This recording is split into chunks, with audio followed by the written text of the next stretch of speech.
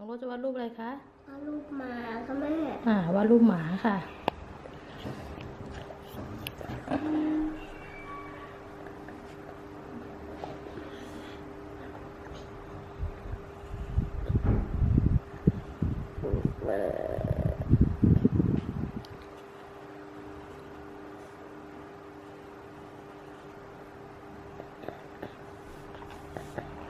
จะทุกวันแล้วนะแม่จ้า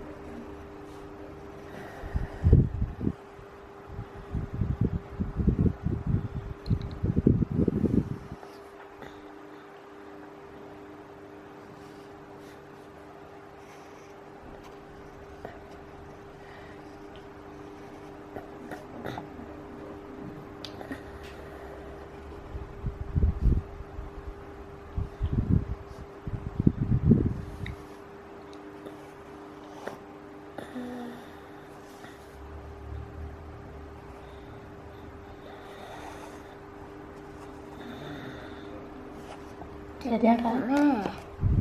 เสร็จแล้วเก่งจังเลย